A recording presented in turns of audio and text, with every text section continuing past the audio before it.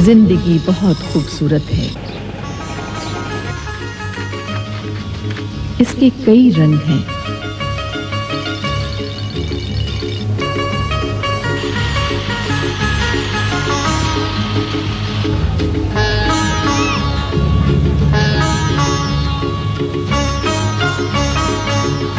जिंदगी के यही रूप नहीं, एक दुनिया और भी है।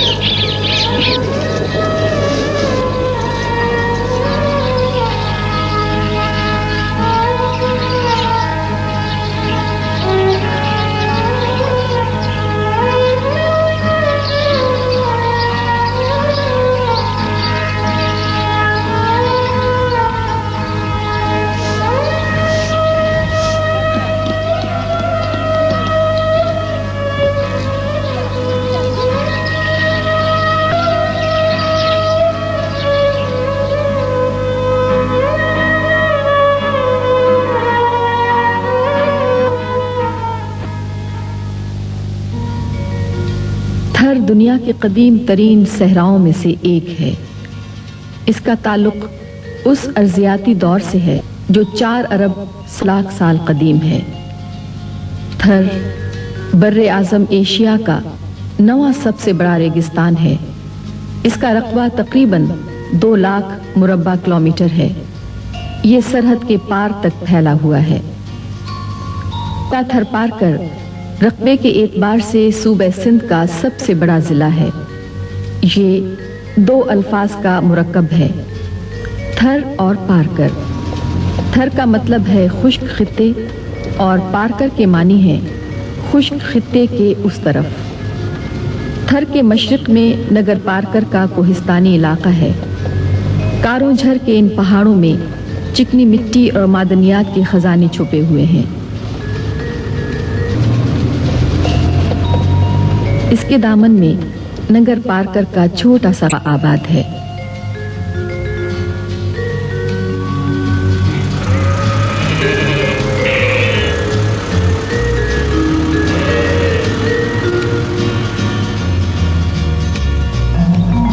मगरिब में दरियाए सिंध के साथ साथ शादाब इलाके हैं। मीरपुर खास थर पारकर का मरकजी शहर। ये आमों की पैदावार के लिए बैनुल अक़वामी शोहरत रखता है।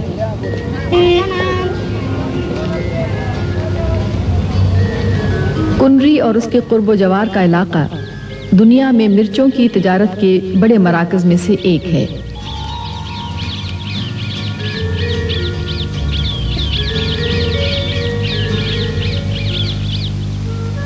मशरिक और मगरिब के दरमियान रेत ही प्यास ही प्यास। थर का 80% से ज्यादा इलाका रेगिस्तान है, लेकिन इसकी मिट्टी में अजब तासीर है।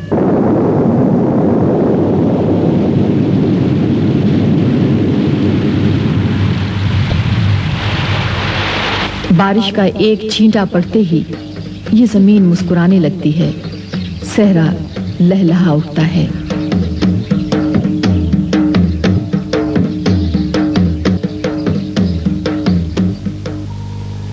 लेकिन आंखें गहरे बादलों को ढूंढती ही रहती हैं।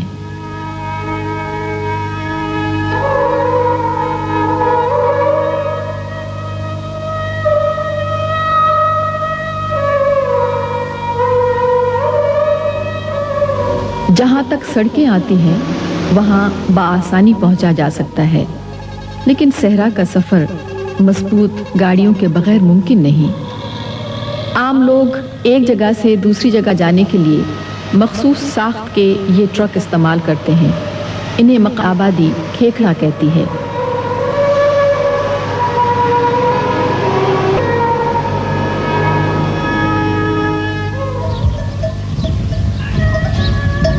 के बाशिंदों का सबसे बड़ा रफीक ऊंट है। जहां कुछ भी नहीं, वहां यही सब कुछ है।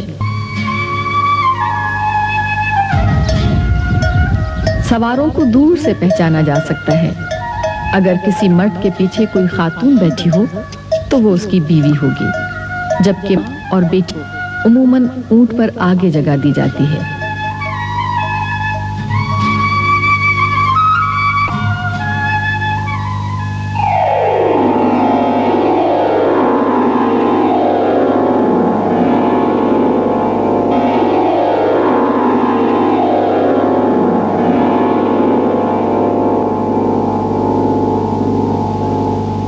थर की तारीख खुद थर की तरह बिखरी और फैली हुई है।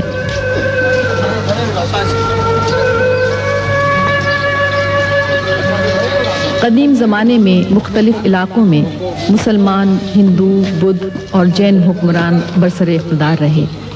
अब बेशतर आबादी मुसलमान और हिंदुओं पर मुश्तमिल है। मुसलमान अक्सरियत में हैं।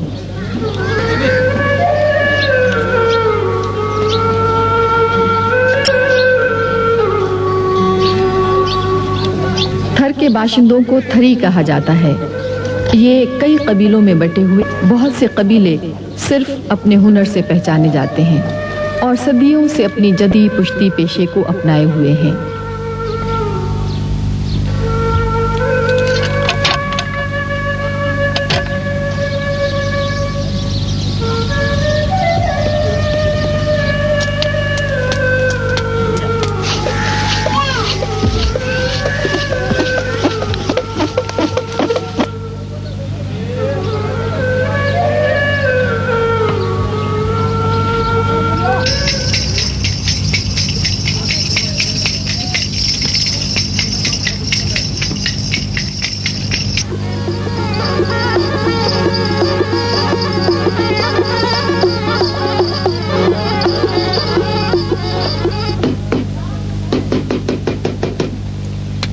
थरी अपने हाल में मगन है।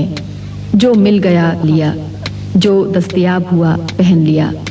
बाज़ औक़ात तो एक लिबास जिस्म से फटकर ही उतरता है।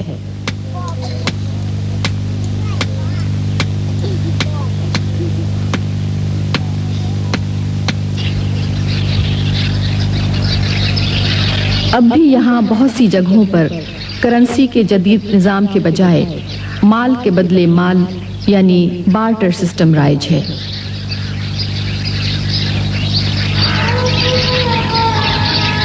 थरी ख़वात अपने मखसूस कड़ों से पहचानी जाती हैं।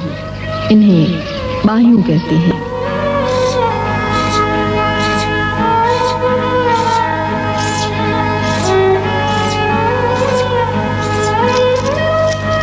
गैर शादीशुदा ख़वातीन बाहियों सिर्फ कोहनियों तक पहनती हैं। अगर किसी खातून की कोहनियों के साथ साथ ये कड़े बाजुओं में भी नजर आए तो ये उसके सुहाग की अलामत समझी जाती है।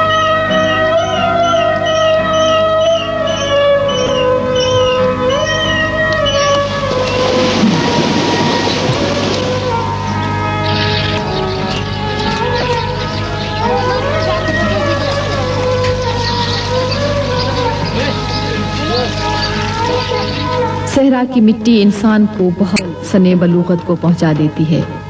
इसीलिए यहाँ 10-12 साल की बच्चियों की भी शादी कर दी जाती है।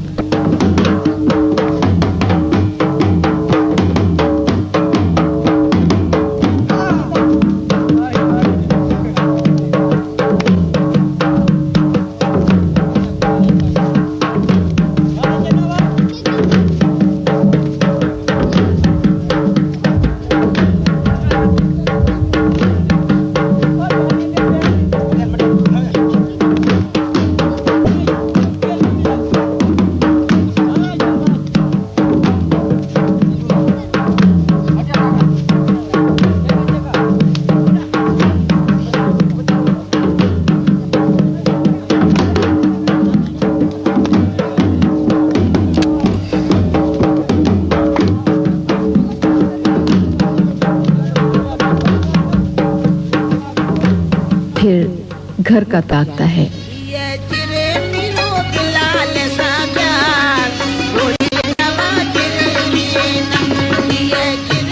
थरी इन मखसूस घरों में रहते हैं। इन्हें चने से मुशाबा होने की वजह कहा जाता है। इसकी दीवारें और फर्श उमूमन मिट्टी और भूसे की होती हैं और छत दरख्त की शाखों और घास की मदद से बनाई जाती है। ये सर्दियों में गर्म और गर्मियों में सर्द रहते हैं। नर्म नाजुक होने के बावजूद ये रेत के झकड़ों को बड़ी आसानी से सह लेते हैं। इनमें बारिश का पानी भी दाखिल नहीं होता।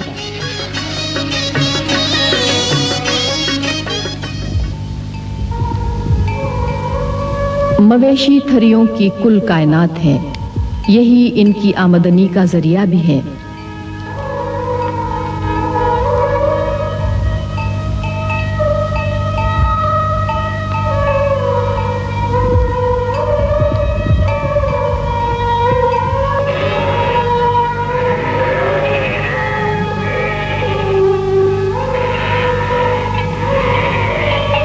जब इन्हें रकम की जरूरत होती है तो ये अपने मवेशियों को करीबी मंडी में लाकर फरोख्त करते हैं।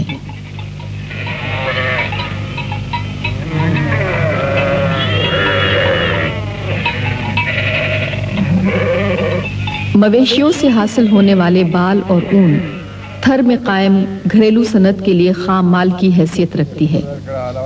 यहाँ बालों से धागा बनाने के रिवायती तरीके राइज हैं। इस तरह धागा बनाने को ढेरी कहते हैं।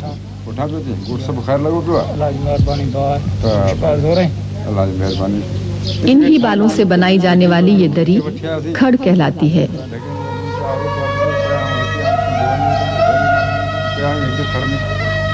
इन बालों से कंबल और चादरें भी बनाई जाती हैं। उन्हें खत्तो कहते हैं।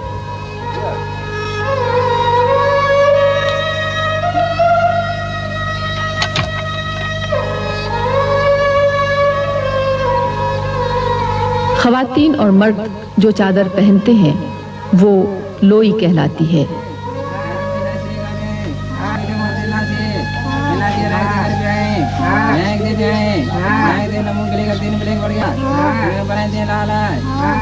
यहाँ के कालीन बेनजीर हैं।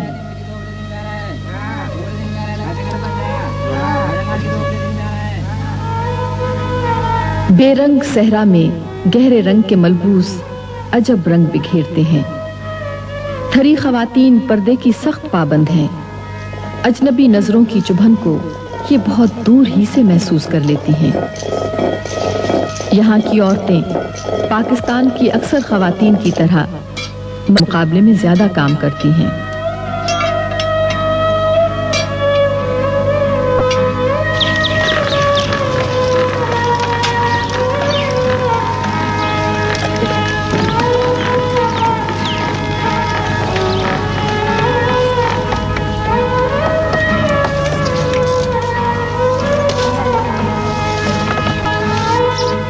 इन्हें आराम के जो चंद लम्हे मयस्सर होते हैं उनमें ये अपनी जात के कर्ब, तन्हाई और चाहतों को नक्शो निगार का रूप बख्शती हैं।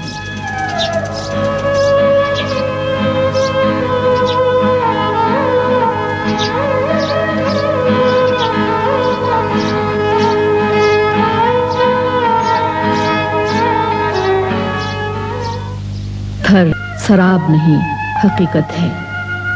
इसकी रेत पर से नामवर हुक्मरान और मुजाहिदीन के काफिले गुजरे।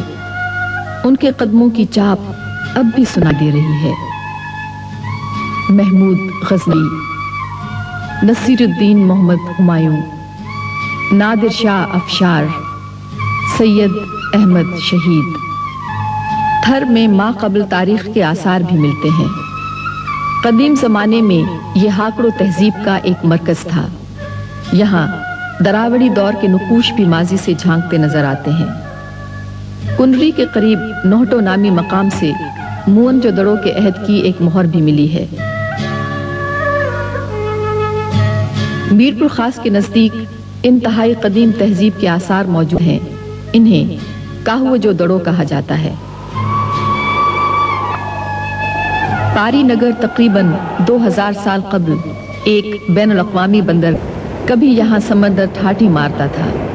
अब यहाँ हर तरफ रेत उड़ती हुई दिखाई देती है।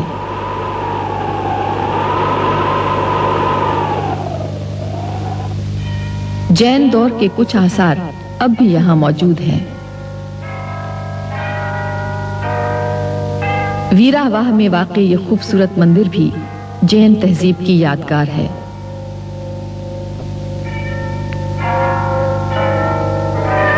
नगर पारकर का ये जैन मंदिर भी अपने अहद का किस्सा ख्वां है। वीरावाह से कोई 14 मील परे गौरी का मंदिर है। ये भी जैन मत की इबादतगाह है। ये 1376 ईस्वी की तामीर कही जाती है।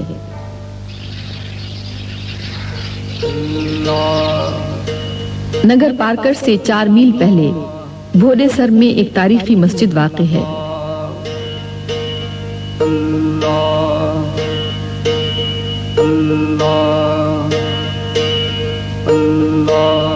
इसे गुजरात के सुल्तान महमूद बेगड़ा बिन मुजफ्फर शाह की सिंध आमद के वक्त यादगार के तौर पर तामीर किया गया था।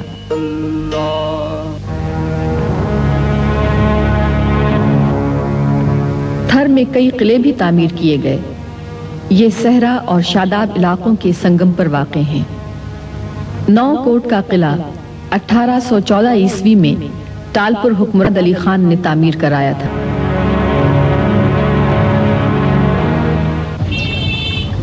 उमरकोट एक तारीखी शहर है।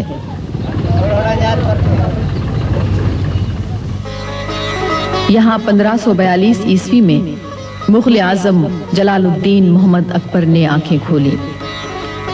यहाँ भी एक तारीखी किला मौजूद है जो उमर सुमरो बिन दोदो से मंसूब किया जाता है। इस किले ने दुनियाए अदब को उमर मारूई जैसी लोक दास्तान दी। अजीम सूफी शायर शाह अब्दुल लतीफ भिटाई ने इस लोक कहानी को सुर मारूई में बयान करके अमर कर दिया।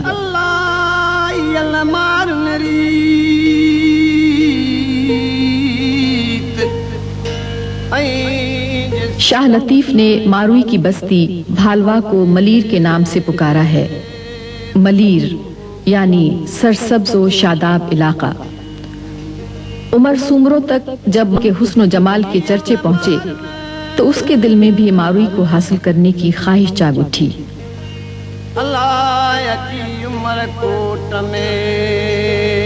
वो मारूई की बस्ती में आया।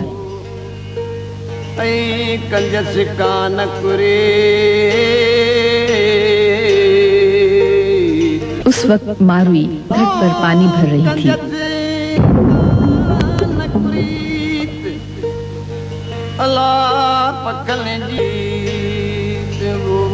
उमर सुमरो उसे उठाकर उमरकोट ले आया, जहां उसने मारूई को इस उम्मीद पर कैद में रखा कि शायद वो शादी के लिए राजी हो जाए।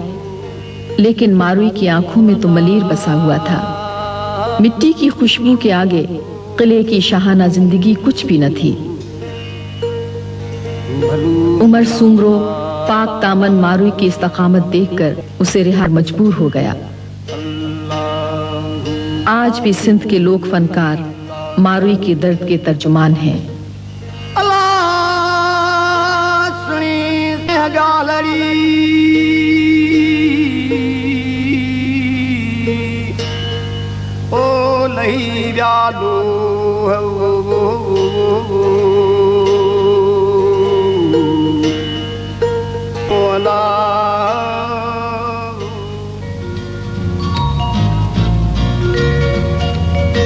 सहरा में जानदार जिंदगी की अलामत हैं।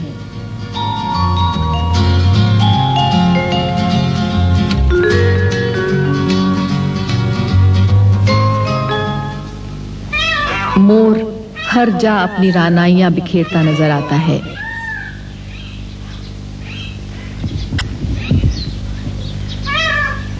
ये सांप के जानी दुश्मन हैं।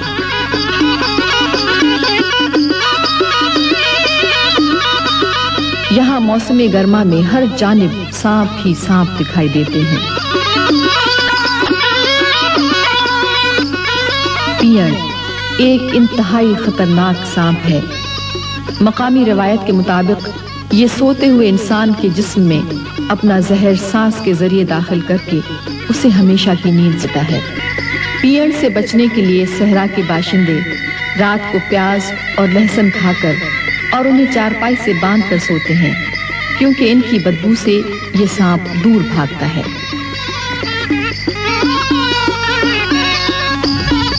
लुंडी भी जहरीला सांप है। ये पगडंडियों पर बैठकर अपने शिकार का इंतजार करता है और फिर उसे डसकर ही दम लेता है।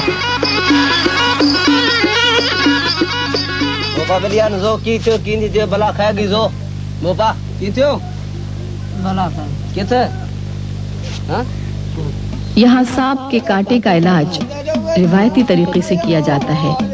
मोपू कहते हैं। उसके साज बजाने वाले साथी को पावड़ियो कहा जाता है। भोपू जहर चूसता है और पावड़ियो मंत्र पढ़ता रहता है। ऑस्ट्रेलिया के कदीम बाशिंदों के हथियार बूमरैंग के तर्ज पर यहाँ जानवरों के शिकार के लिए कातर इस्तेमाल किया जाता है। थर की रेत चोर के पांव की बेड़ियां हैं। यहाँ माल की बाजियाबी का एक मुनफरिद निजाम राइज है। चोर के पैरों के निशानात की मदद से खोजी उन्हें जल्द ही शनाख्त कर लेते हैं। खोजियों को पैरी कहा जाता है।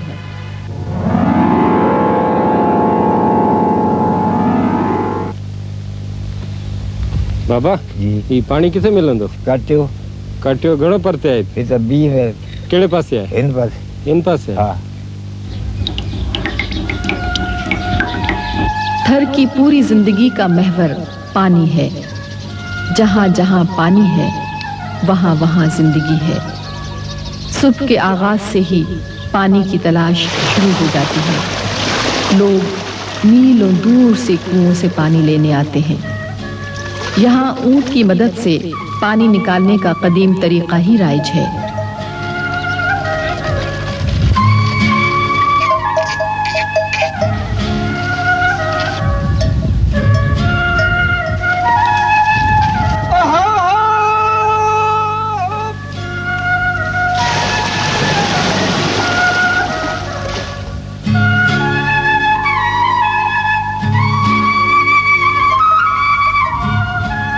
छोटे शहरों में पानी की मार्केटें भी कायम हैं।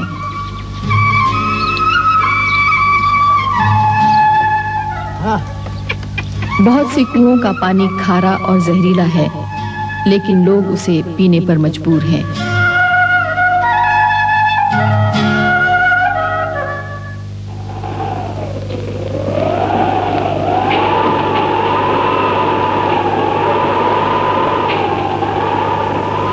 धर्म अब्र बरसे बगैर ही गुजर जाते हैं। एक नस्ल बारिश देखे बगैर ही जवान होने लगे। कुएं, तालाब और जौहर सब ही सूख जाते हैं।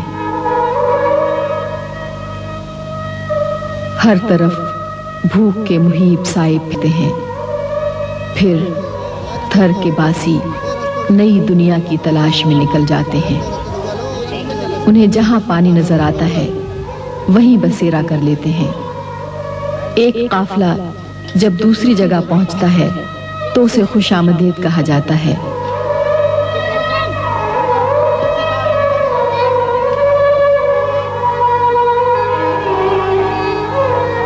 थर में छाई हुई खिजा में खुशी के यही चंद लम्हे हैं।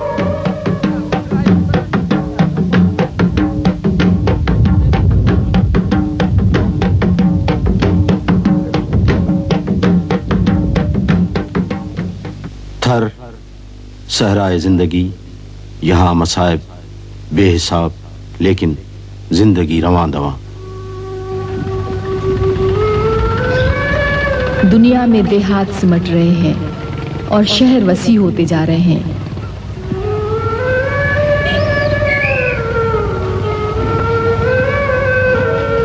शहर की रौनकें इंसान को कैद कर लेती हैं। मारुई की तरह आसाइश की जंजीरें तोड़कर अपने मरकज की जानिब लौट जाना चाहते हैं। थर के लोग अपनी मिट्टी, अपनी रिवायात और अपनी आज़ादी से मोहब्बत करते हैं। इनके दिलों में दुख मौजसन है, लेकिन चेहरों पर जिद्द सजी है।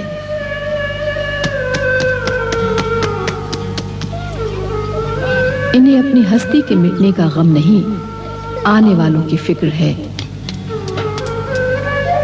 मसाइब का ये कड़ा दिन भी गुजर ही जाएगा। जब अब्र बरसेंगे तो एक नया दिन शुरू होगा। ये उसी दिन के इंतजार में है।